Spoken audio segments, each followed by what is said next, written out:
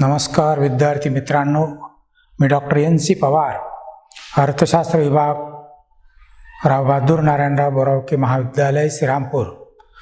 विद्यार्थी मित्रांनो, मागील व्हिडिओ लेक्चरमध्ये आपण BA भाग 1 अर्थशास्त्र या विषयाच्या अंतर्गत औद्योगिक पर्यावरण या घटकामध्ये औद्योगिक क्षेत्राच्या म्हणजे 1991च्या औद्योगिक धोरणाचं मूल्यमापन आणि नवीन आर्थिक सुधारणा कार्यक्रमाच्या बाबतीत चर्चा केलेली होती. आजच्या व्हिडिओ लेक्चरमध्ये आपण भारतातील उद्योगांपुढील आव्हाने या उपघटकाची माहिती आपण घेणार आहोत. आर्थिक आणि सामाजिक विकासासाठी उद्योगधंद्यांचा विकास होणं आवश्यक आहे. उद्योगांची गरज, महत्त्व आणि आर्थिक व सामाजिक विकासामध्ये उद्योगांपुढं अनेक प्रकारची आव्हानं उभी ठाकलेली आहेत. या उद्योगांपुढं अनेक समस्या आहेत. त्या समस्यांचं निराकरण करणं अत्यंत आवश्यक आहे, कारण औद्योगिक प्रगती झाली की देशाच्या आर्थिक विकासाला मोठं पाठबळ त्या ठिकाणी मिळत असतं. औद्योगिकरणाच्या प्रक्रियेमध्ये देशातील उपलब्ध नैसर्गिक साधन सामग्री आणि इतर कच्चा माल यावर प्रक्रिया करून पक्क्या वस्तूचं उत्पादन केलं जातं आणि म्हणून खऱ्या अर्थानं औद्योगिकरणातून अंतिम उपभोगाची वस्तू तयार केली जाते. परिणामी देशामध्ये मोठ्या प्रमाणात औद्योगिकरण घडून येऊन देशाचा आर्थिक विकास घडून येत असतो. त्या दृष्टिकोनातनं भारतीय उद्योगांना अनेक बाबतीत सुधारणा कराव्या लागणार आहेत, कारण आत्तापर्यंत भारतामध्ये जे काही उद्योग सुरू झालेले आहेत त्या उद्योगामध्ये फारशी आधुनिकता आलेली दिसून येत नाही आहे. बरेचसे उद्योग आजही अकार्यक्षम आहेत. त्यांना येणारा उत्पादनाचा खर्च मोठ्या प्रमाणावरती होतो. त्या उद्योगामध्ये असणारा कामगार वर्ग हा अप्रशिक्षित आहे. पारंपरिक तंत्रज्ञानाचा वापर आजही मोठ्या प्रमाणात होताना दिसतोय. आणि मग नवीन आर्थिक धोरणामध्ये आणि सुधारणा कार्यक्रमामध्ये या भारतातील उद्योगांनी आज स्पर्धा क्षमता वाढत चाललेली आहे. आणि या स्पर्धा क्षमतेच्या युगामध्ये जर निभावं लागायचं असेल तर भारतातील उद्योगांनी त्यामध्ये वाजवीकरण करणं गरजेचं आहे, आधुनिकता आणणं गरजेचं आहे. एकूणच उद्योगांच्या विकासातल्या अडचणी कशा दूर करता येतील आणि त्याचबरोबर भारतातील कामगार वर्गाला जास्तीत जास्त रोजगार कसा प्राप्त करून देता येईल या दृष्टिकोनातनं अलीकडच्या काळात भारतातील उद्योग क्षेत्राला विचार करणं आवश्यक ठरतंय. आणि त्याच्यामुळं भारतीय उद्योग क्षेत्र अशी आव्हाने त्या ठिकाणी कशी पेलणार किंवा त्यासाठी काय करता येईल याचा देखील अभ्यास महत्त्वाचा असल्या कारणामुळं आज आपण विद्यार्थी मित्रांनो या भारतातील उद्योगांपुढील आव्हानांचा विचार करत असताना कामगार आणि रोजगार, त्याचबरोबर प्रादेशिक असमतोल, वित्त पुरवठा आणि तंत्रज्ञान या 4 बाबींवरती आपण या ठिकाणी लक्ष केंद्रित करणार आहोत. आणि त्यामध्ये पहिला जो काही उपमुद्दा आहे की कामगारांबद्दलची काही आव्हानं आहेत भारतीय उद्योगांपुढं, त्यामध्ये कुशल मनुष्यबळाची उपलब्धता हा एक विचार आहे. तत्पूर्वी कामगार आणि रोजगाराच्या बाबतीत विचार जर केला तर प्रामुख्यानं भारतातील औद्योगिक क्षेत्रात 2016 मध्ये 25% रोजगार या औद्योगिक क्षेत्रानं उपलब्ध करून दिलेला होता.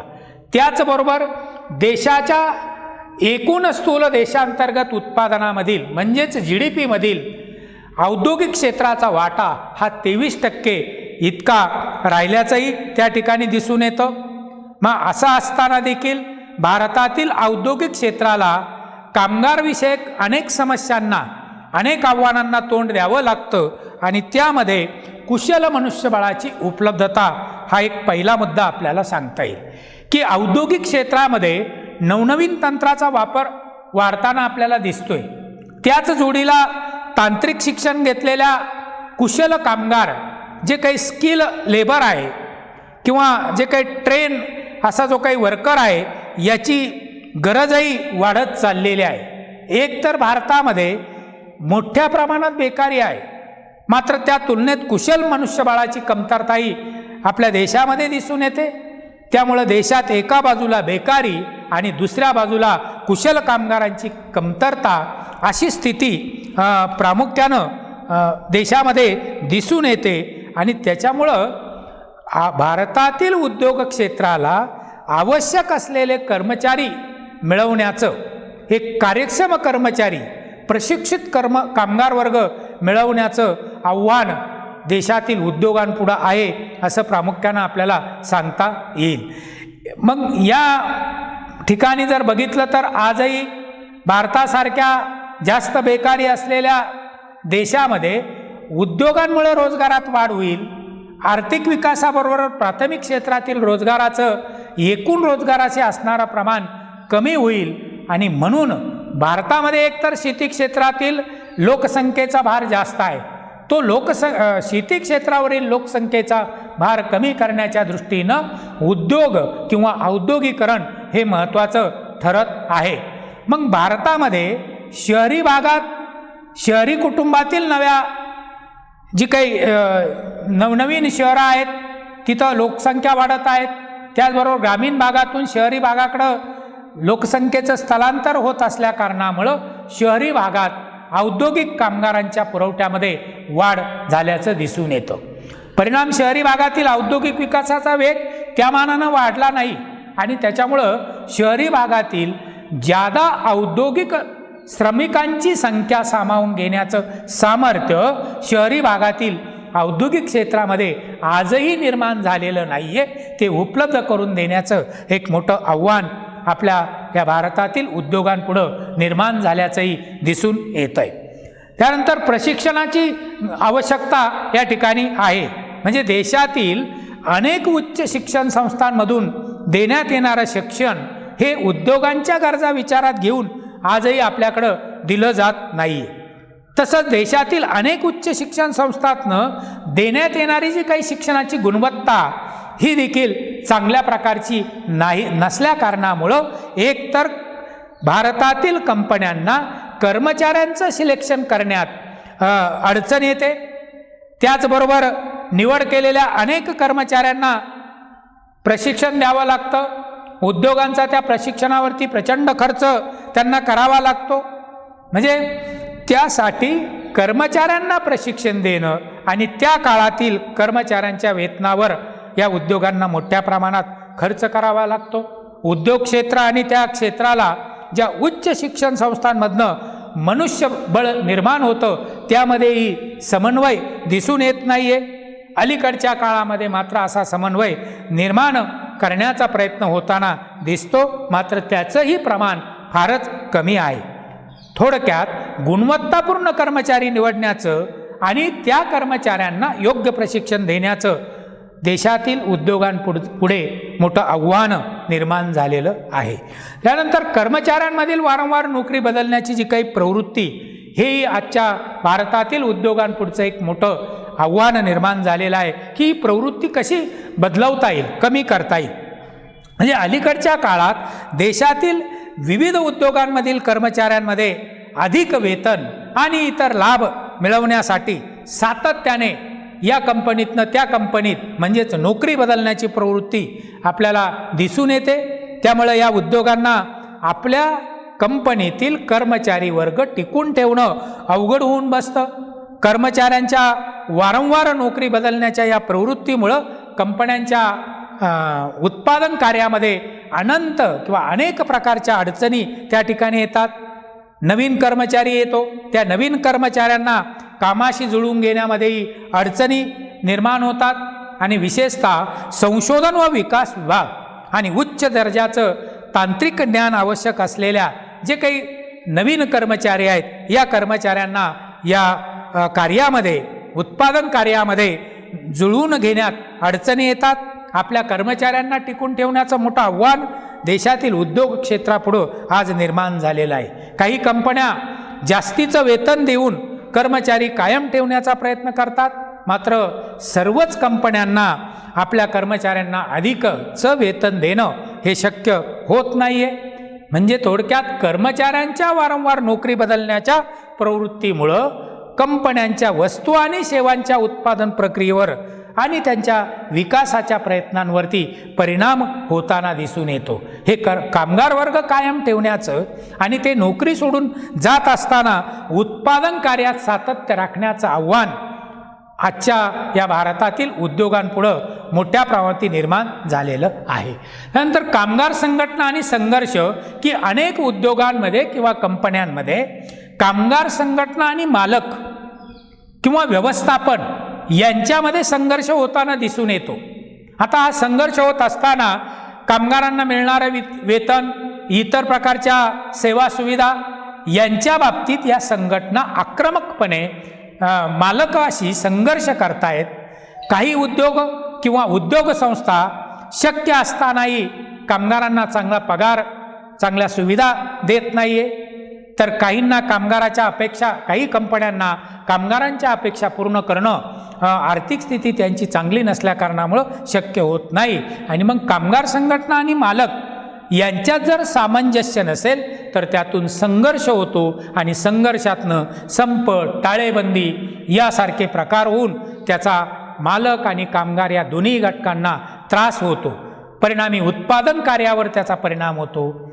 मग कामगारांबरोबरील संबंध सलोख्याचे ठेवून उद्योग आणि व्यवसाय संस्थांमध्ये शांतता राखण्याचं आव्हान भारतीय उद्योगांपुढे निर्माण झालेलं आपल्याला दिसून येतं. आज जे काही आव्हान या भारतातील उद्योगांपुढे मोठ्यानं किंवा नव्यानं निर्माण होत आहे, त्यामध्ये कंत्राटी कामगार हे एक मोठं आव्हान आहे.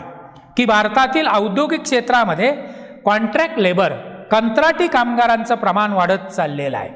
उद्योग किंवा व्यवसाय संस्थांचा विस्तार होत असताना कायम कामगार वाढवण्याऐवजी कंत्राटी कामगार घेण्यावर या कंपन्या आता भर देताना दिसत आहेत. आणि अशा कामगारांची जबाबदारी जे काही कॉन्ट्रॅक्टर आहेत, जे काही ठेकेदार आहेत, अशा ठेकेदारी संस्थांवर ती जबाबदारी दिली जाते आणि त्याच्यामुळं कामगारांच्या किंवा त्यांच्या संघटनांचा त्रास होऊ नये यासाठी जास्तीत जास्त कंत्राटी कामगार घेण्याकडं कंपन्यांचा कल वाढताना दिसतो. मात्र कंत्राटी कामगार कायमस्वरूपी त्याच कंपनीत काम करतील असंही त्या ठिकाणी नसतं. आणि मग अशा परिस्थितीमध्ये कंत्राटी कामगाराकडून चांगल्या प्रकारचं काम करून घेण्याचं आव्हान भारतातील औद्योगिक क्षेत्रात पुढचं आहे असंही आपल्याला म्हणता येईल. त्यानंतर आज अनुपस्थिती आणि गैरवर्तन याही बाबतीत मोठं चॅलेंज भारतातील कंपन्यांपुढे आहे. की बऱ्याचदा कामगार पूर्व परवानगी न घेता कामावर गैरहजर राहतात. मग अशी कामगारांमधील प्रवृत्ती कंपन्यांच्या दृष्टीनं त्यांना त्रासदायक असते. कामगार पटेल किंवा न पटेल अशी कारणं देत गैरहजर राहतात, कामावर येत नाहीये. प्रत्येक वेळी गैरहजेरीबद्दल कर्मचाऱ्यांवर कारवाई करता येतेच असंही कायद्यानं त्या ठिकाणी शक्य होत नाही. आणि मग अनेकदा कंपन्यातील कामगारांच्या गैरवर्तनाचा आणि बेशिस्तीचा कंपन्यांना म्हणजेच उद्योगांना मोठा त्रास सहन करावा लागतो. कधीकधी महिला आणि पुरुष कर्मचाऱ्यांमध्येही संघर्ष होताना दिसतोय. त्याचा कंपनीतील वातावरणावर परिणाम होतो. आणि मग अशा परिस्थितीत कंपनीत चांगलं वातावरण राखून व्यवस्थितपणे काम चालू ठेवण्याचं एक मोठं आव्हान भारतीय औद्योगिक क्षेत्रापुढे आहे म्हणता येतं. आणि या कामगार आणि रोजगाराच्या बाबतीत जर बघितलं तर कामगार विषयक कायदे हा एक मुद्दा आपल्याला सांगता येईल. की कामगारांना योग्य अटीवर कामावर घेण्याच्या बाबतीत आणि कामावर घेतल्यानंतर त्यांच्यावर अन्याय होऊ नये यासाठी औद्योगिक कायदे करण्यात आले आहेत। या कामगारांच्या हिताचे असे हे कायदे आहेत, मात्र कधीकधी या कायद्यांमुळं उद्योगांना अनेक अडचणींना तोंड द्यावं लागतं। किमान वेतन देऊ न शकणाऱ्या कंपनीला ती कंपनी चालवण्याच्या बाबतीमध्ये अडचणी येऊ शकतायत। म्हणजे की भारतातील उद्योगांपुढचं पहिलं आव्हान जे काय आहे, त्या उद्योगांमध्ये असणारा जो काही कामगार वर्ग आणि या भारताची लोकसंख्या विचारात घेता या ठिकाणी जी काही श्रमिकांचं प्रमाण आहे त्यांना रोजगार पुरवण्यामध्ये मोठं एक आव्हान या उद्योगांपुढं आहे। आणि या जवळजवळ 7 मुद्द्यांच्या आधारे आपल्याला कामगार आणि रोजगार या बाबतीत माहिती आपल्याला देता येईल। त्यानंतर पुढचं एक चॅलेंज आहे ते म्हणजे प्रादेशिक असमतोलाच्या बाबतीत आपल्याला सांगता येईल की देशामध्ये प्रादेशिक समतोल किंवा समतोल औद्योगिक विकास घडून येणं खरं तर प्रत्येक देशाच्या दृष्टीनं महत्त्वाचं असतं की अर्थव्यवस्थेचा वेगानं आर्थिक विकास घडून येण्यासाठी समतोल औद्योगिक विकास हा महत्त्वाचा आहे। मग देशाचा किंवा राज्याचा आर्थिक विकास हा मोठ्या प्रमाणात त्या देशातील औद्योगिकरणावर अवलंबून असतो की देशातील सर्व राज्यात किंवा प्रदेशात औद्योगिक विकास घडून आला तर सर्व राज्यांचा आर्थिक विकास घडून येऊन देशाचा आर्थिक विकास वेगानं घडून येत असतो। मग अर्थव्यवस्थेच्या विकासाच्या प्रक्रियेमध्ये अडथळा न येता विकास घडून येण्याच्या बाबतीत समतोल औद्योगिक विकास हा महत्त्वाचा ठरतो। आता औद्योगिक विकासाच्या बाबतीमध्ये काही राज्य किंवा प्रदेश हे पिछाडीवर राहिलेले आहेत, मागं राहिलेले आहेत। अशा प्रदेशातील औद्योगिक विकासासाठी प्रयत्न करणं हेही मोठं आव्हान आहे।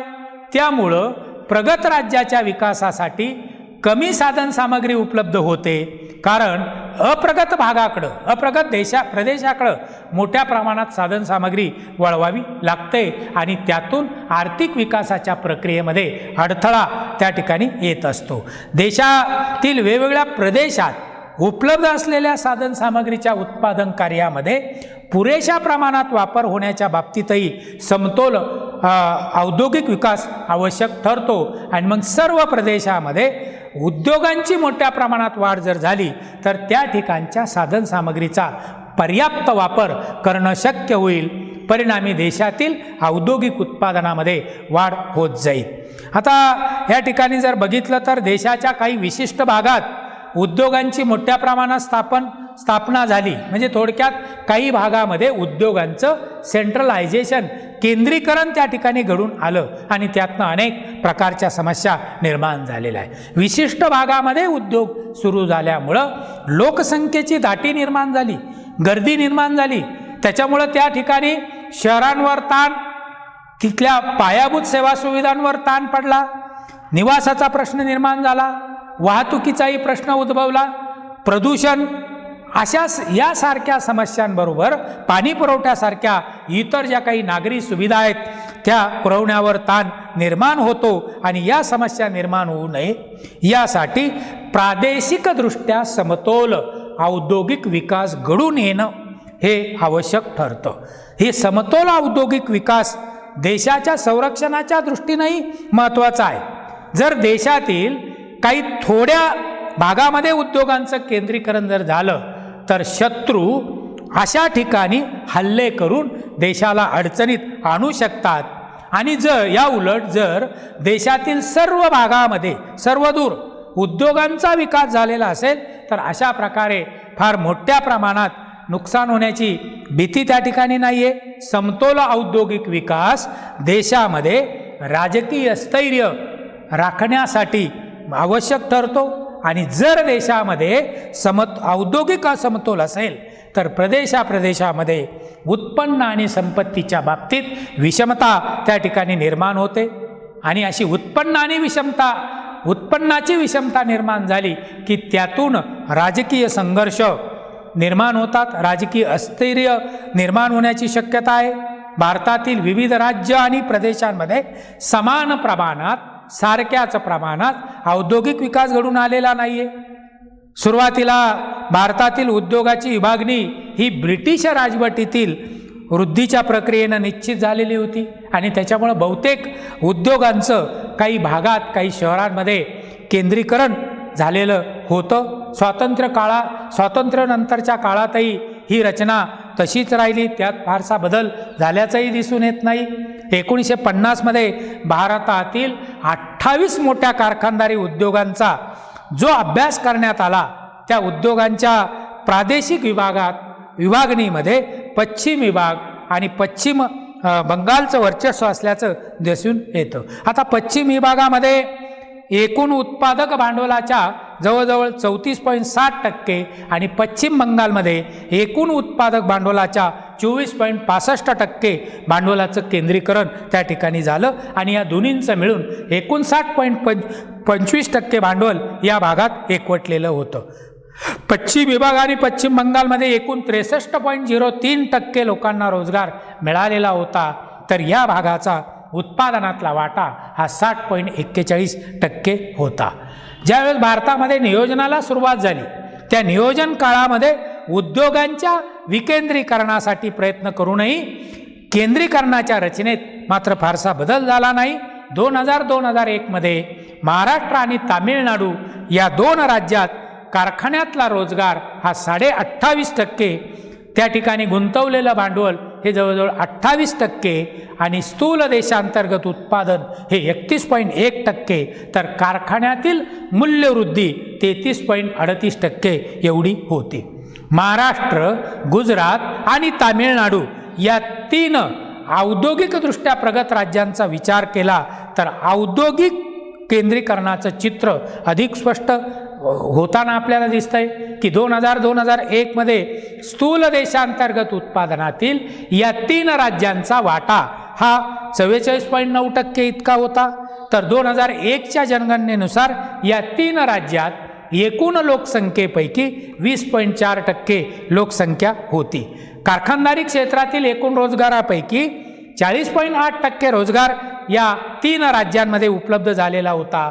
तसंच 2000-2001 मध्ये एकूण जे गुंतवलेलं भांडवल होतं देशामध्ये त्या भांडवलातील 44.2% भांडवल या तीन राज्यांमध्येच गुंतवलेलं होतं. औद्योगिक विकासाच्या बाबतीत महाराष्ट्र, गुजरात आणि तामिळनाडू या राज्यात जे काही उद्योगांचं केंद्रीकरण झालं ते विचारात घेता बाकीच्या उर्वरित राज्यांमध्ये फारच कमी प्रमाणात औद्योगिक प्रगती झाली असल्याचं स्पष्ट होतं. म्हणजे अशा प्रकारे भारतात औद्योगिक असमतोल मोठ्या प्रमाणात असल्याचं या आकडेवारीवरून आपल्याला सांगता येतं.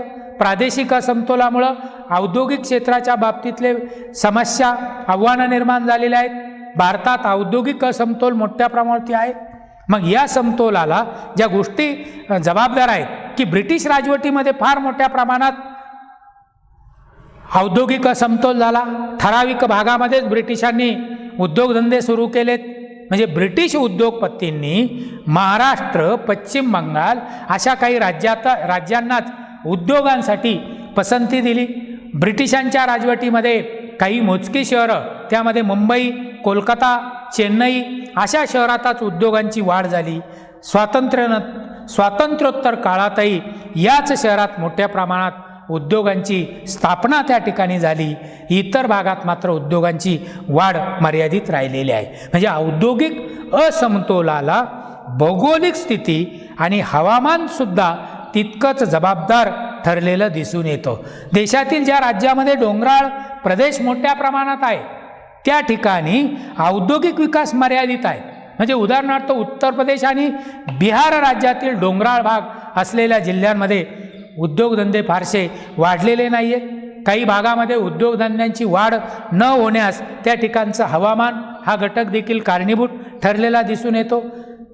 देशातील काही विशिष्ट भागामध्ये उद्योगांची वाढ होण्यास त्या ठिकाणी उद्योग सुरू करण्यात असलेला फायदा देखील कारणीभूत ठरलेला आहे. कारण लोखंड आणि पोलाद उद्योग, तेल शुद्धीकरण प्रकल्प इत्यादींची स्थापना देशातील कोणत्याही भागात सुरू करून चालत नाही.